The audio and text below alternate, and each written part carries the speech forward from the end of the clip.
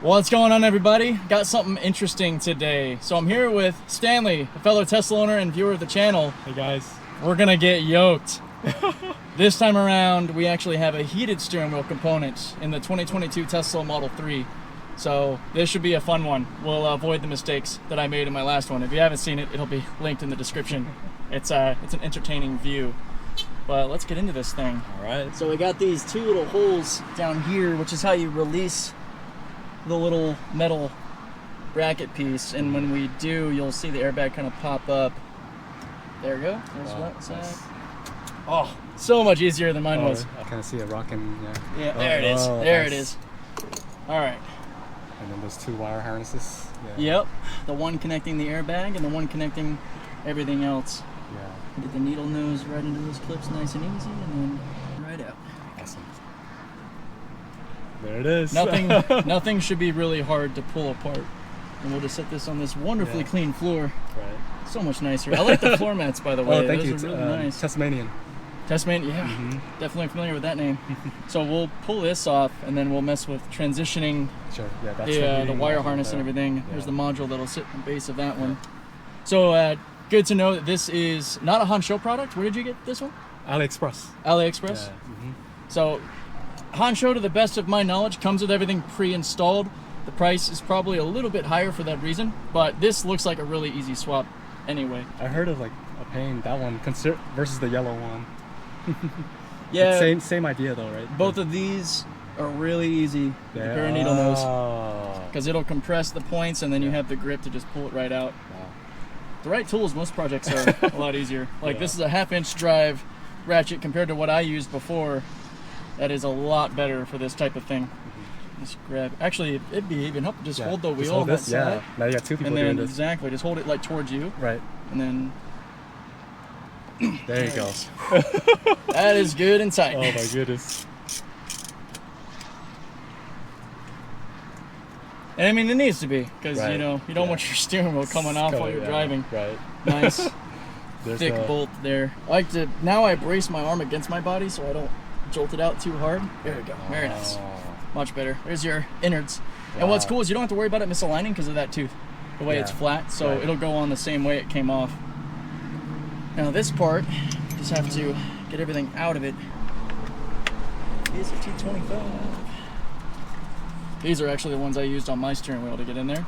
And the T was a lot more annoying than a good flathead. For anybody that is curious, get a skinny flathead. Don't use a skinny T. It's way easier with the flathead. These are just nice and hand tight, not too crazy. Yeah. Work smart, not hard.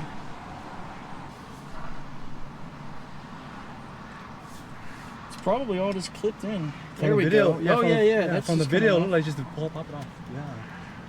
I mean, Tesla is really good at keeping it simple. You never know, like they might have changed something there, you know? Yeah, that's fair. There we go. Awesome. It's like that delicate point of applying just enough pressure to not break it, but also get what you need out of it. There we go. And then this, there's the smaller T. Yep, that's 210. Yeah, and I gotta get this on there. Ha! Release latch. The front's okay. Yep. The back, These are really delicate. I think there's 4 of those. I think so. At least we know we won't lose anything. Okay, so 2 there. And these just unplug. Yeah, these just unplug. Looks like they make it pretty hard to mess up. Which is really good. This whole module needs to go with us, right? All of this. Yeah, is there so any we screws got any other screws there? Yeah, that's where the other. Okay, I see what you're saying. Yeah, because this whole piece needs to come up. Yeah. So there's our guts. If you want to hold on to that real quick, cool. We can take this behemoth out with the old, in with the new. Yes. So this is already unscrewed, which is great. So we're gonna just do the same thing we did with that one. There you go. Which is to get it all released. This one's like butter. It's a lot. Oh, is it? Probably because it hasn't, been on the car. Yeah. So it's coming up a lot easier. There we go.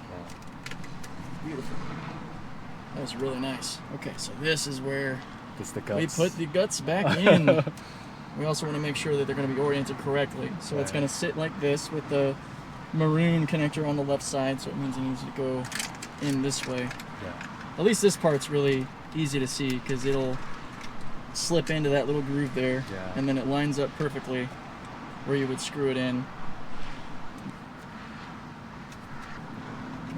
Yes. I'd slip that through without having to take that back apart. Because it'd be better to have it in through this spot.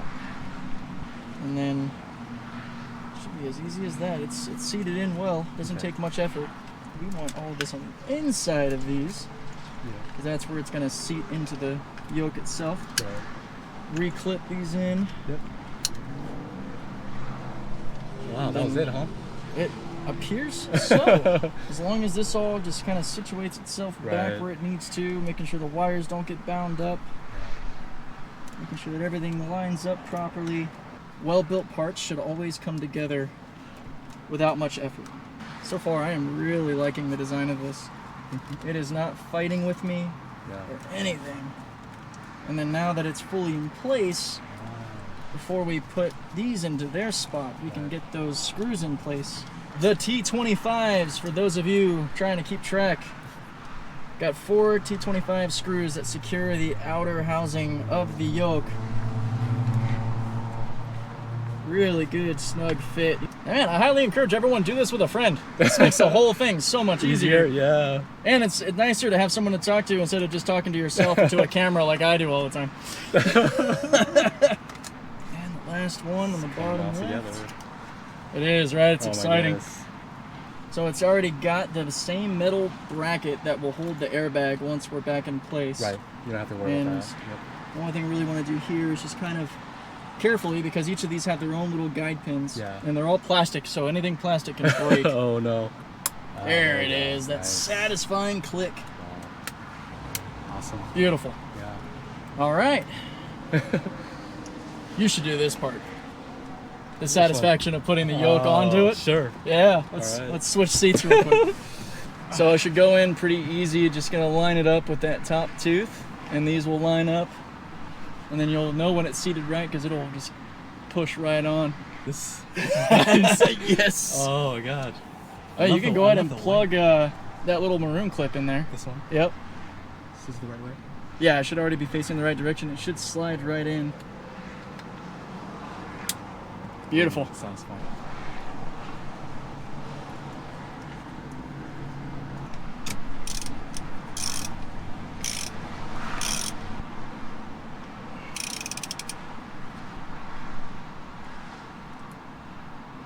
Oh yeah, that's not going anywhere. Definitely. Yeah, that's not going anywhere. Awesome. And when you do it with the right tools, my friends, they will not break. 1/2 inch to 3/8 step down with a 3/8 10mm hex head. Don't use a 1/4 inch like I did. Like last time, yeah. Now it's just a matter of how friendly the airbag is going to be. Wow. Plug that in first. And then we're going to make sure that everything looks perfectly situated. So basically what that bracket pin does is it slips over and locks into place here. That's what holds it in. Right. And if we go through all sections of it evenly,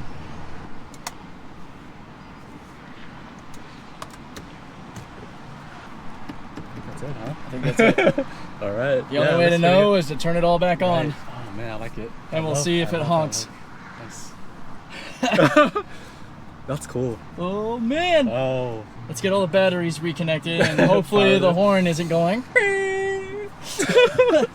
Just nice and easy. Because it'll just situate on and naturally lock itself. Just place that over it. Yeah, see, I mean, all this space, like, it's so nice. Isn't it wild how and then it opens it up? I see the white is like everything matches here. Like, that's wild. That's wild. Yeah, I usually run with my wheel a lot lower, but when I got the yoke, I had to raise it up a bit because we do the turn test and you don't want to like hit your legs. It's interesting. Let's see what you think. First drive after getting yoked. Let me go around and. Oh, I actually like it. It's different. Oh, there you go. That was kind of weird. Yeah. Oh, but see points it's not like too bad though. I'm gonna go here. when I'm doing like left and right turns, leading like that, I'll do a left turn with my left hand and just turn under and like sweep it that way. Do you like when you turn, like do you go from down here? Sometimes I'll do that too. Yeah, it kind of depends. Like your brain is gonna sort of rewire itself to the yoke, and it might take a week or two, or depending on how much you drive. I mean, the regen braking thing that takes yeah, that's weird as well. But after you get used to it, it'll start to feel a lot better, and you'll be able to throw it around parking lots and everything. Right. This is not too bad. It really does feel more like a go-kart now. yeah. It's a conversation starter. Oh, hey, there's a Mustang Mach-E. That one? Black Yep. one? Oh. They actually just released a version of that car in Forza Motorsport, or Forza Horizon 5. Right. And there is a ridiculous Mustang Mach-E in there. Wow. I got it. I bought it in the auction house for like $2 million in the game. But it has like a Hoonigan-style wide body kit. It's an insane vehicle. Okay, so that... Yeah, I was like expecting something there, but it's not there. Yep. I love this. Oh my goodness. It's a totally different feeling. I feel like it's a little light. The steering wheel's light, like feels lighter. Yeah. The OEM one. It's like I'm like in a video game or something. Right. I've been told it reminds people of like a game controller or being in an airplane. But I feel like this one forces you to drive with 2 hands on the wheel, huh? At first it'll feel like that. At first I feel like that. Yeah. Because of course you're like safety kind of thing. Yeah, I'm obvious, like on being on that side especially, like I have my elbow rested on my armrest and I'm like just driving with my left hand cruising. Because in time, as you get used to the yoke, you'll get comfortable enough to find your, kind of more cruising spots. Like holding it at the base is really comfortable too, because of how flat it is. Right. It doesn't curve, so it just gives you a natural spot to rest on.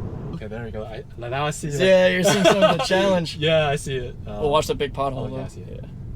Yeah, it's a massive pothole. Yeah, they should. Jeez. What are you thinking so far? I love it. Oh my goodness. I'm so glad I did it. Hell yeah. Black.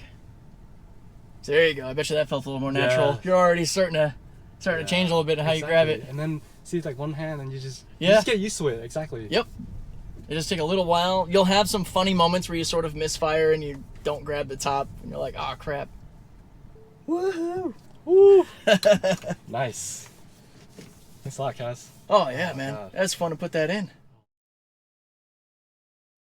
Since we're doing kind of a bonus fryers challenge, what settings do you want to see it go in? We have on the beta, there's chill, average, and assertive, as far as how fast it goes, how crazy it might act. I've done on this build chill and average. They've been about the same. I haven't done assertive yet. I don't know if you want to see what assertive feels like. You have not done it? No. Yeah, it's up to you. That's you. That's you. All right, so let's go crazy. We'll go assertive. Sure.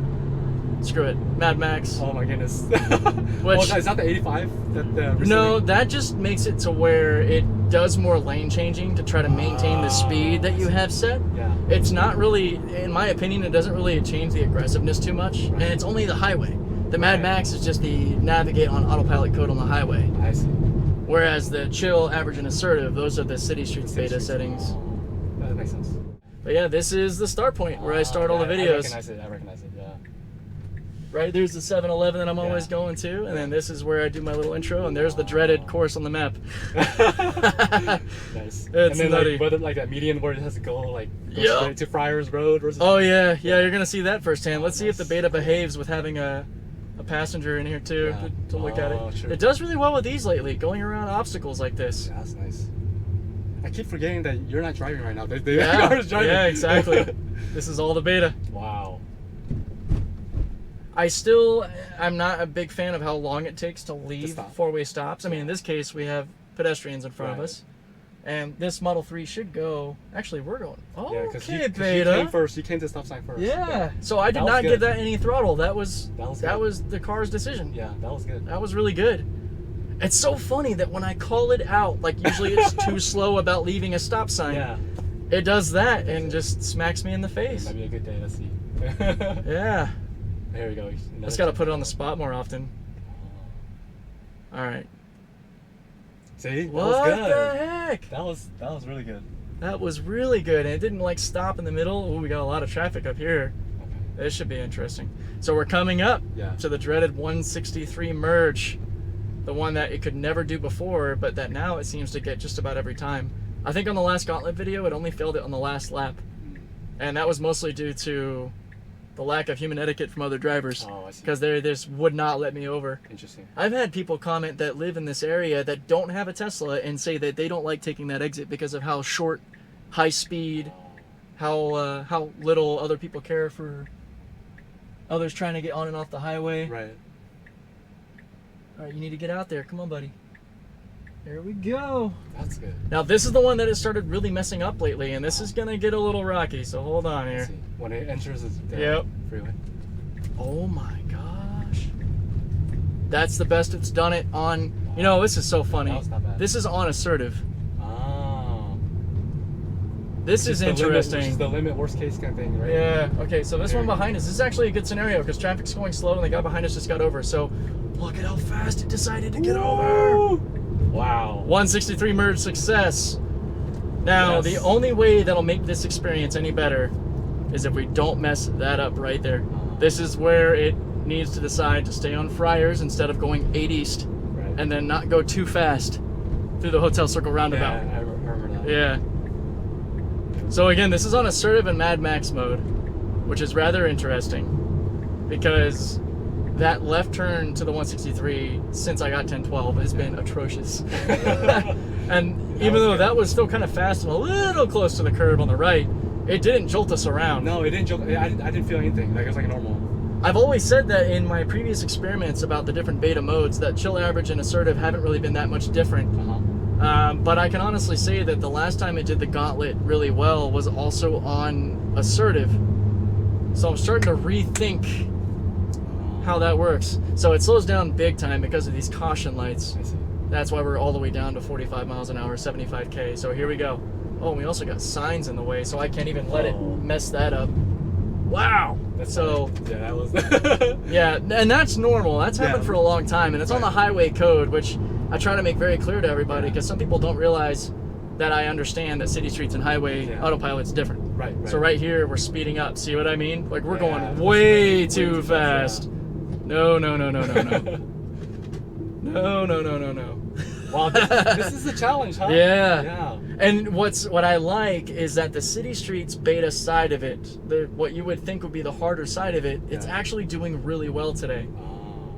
Because the stop signs, the right turn, the left turn, the 163 merge, really good. Right. The highway stuff, problem. Now this is really the last big challenge is how well it takes this hairpin that we went on in your car. And what it needs to do is to gently flow through and maybe pause for a moment to make sure it's clear, but not actually treat it like a stop, where it's actually like sitting there and waiting or causing people to sit behind us, which we actually don't have anybody behind us. And we do have a big old bus in front of us though, and the FSD Beta does not like large vehicles. Buses, semi-trucks, it freak it out like crazy, so this is going the same direction, yeah, this will be interesting. Usually right at the start of this corner is where we get the little jiggle, I see. where it's like, ah. Now it's out of the way. Okay, didn't jiggle as bad. Look at this, look at Come this. on, let's Come go. on. Pause for a second, it's totally fine, but you're taking too long. I'll give that a pass. Okay, yeah, I think that was good. That was like maybe 2-3 seconds. Yeah, it had to scan and see. Wow. Go past this. I didn't even plan to do a Friars Challenge today. This was just a bonus after the Yoke install. And it's doing really, really well. I might leave it on assertive mode for a while. Because I'm wondering if maybe the AI team... With that assertive thing, that was for the highway, right?